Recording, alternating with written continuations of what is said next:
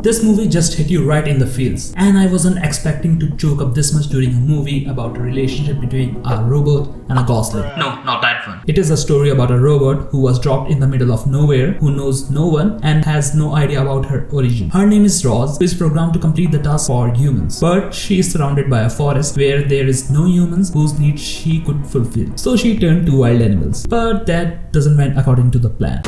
With a series of events which led to a hard truth of life and death, we get to meet Bright Bill. And this, my friends, is the heart of the movie. The relationship between a robot and a ghostling. With the help of a sly fox, Rose has a purpose to raise Bright Bill to make him ready for the migration. The plot of the movie is pretty simple, which can be adapted by any studio. But I was very skeptical when I came to know DreamWorks is working on this. The studio which is famous for putting cinematic masterpieces like Shrek, Kung Fu Panda, The Puss in Boots, Last Wishes, etc. They somehow always sparkle some of the fan favorite like B-movie, Trolls, The Boss Baby, and its sequel. Why the hell this movie has a sequel? Like they're trying to balance the Force with Luke Skywalker and Rey Palpatine. But I'm glad that DreamWorks paired with Chris Sanders, whose name is associated with Mulan, Lilo and Stitch, and one of my favorite, HTTYT. Just say How to Train Your Dragon, you moron. His works really shine in these kind of movies where the main focus point is the emotion of the characters. But emotion can't carry a film alone.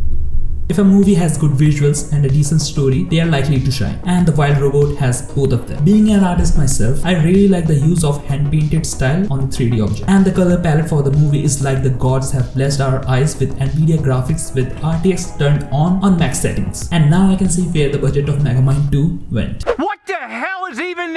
But this movie has a distinct style to it, like the latest Puss in Boots, which have unique animation for action sequences. This movie mostly relies on the emotions of the characters. Sure, it does have some action, but it is mostly the calm visual and the dialogue between the characters which hits home run with this one. And this being a kid movie, I thought it would be filled with fart jokes and silly humor like Shrek and Minions. But to my surprise, this movie has some dark humor throughout its runtime. I kid you not, I laughed at these death jokes more than I should have. And that's what I like about this movie. You can take your kids to the movie and laugh with them and they don't even know that they are laughing about that. But if I had to nitpick one thing, I would say that there is some pacing issue with the movie. Some scene in the beginning felt very rushed, like if you blink your eyes, you would literally miss the growth spurt for the gosling. But it got better in the second act, in which hard-hitting scenes got a room to breathe. Some of the character introduction were very late in the movie, like the antagonist, she was given a very little time to be as impactful as she should be. Apart from that, I love the movie, especially the characters, and my favorite one was the fox, who seemed cunning, sly, who was a lone wolf at first, but needed a friend and a place where he felt belonged. The cast really did a phenomenal job in voicing the animals, and we get to see Mando and Luke together as fox and a bear. And Lupita Nyong'o, sorry if I'm butchering the name, I really don't know how to pronounce her name. She did an amazing job to get her voice as robotic as possible, as well as the gradual change in the cadence of her voice when she tapped into the motherhood. To see a programmed machine to be one with nature,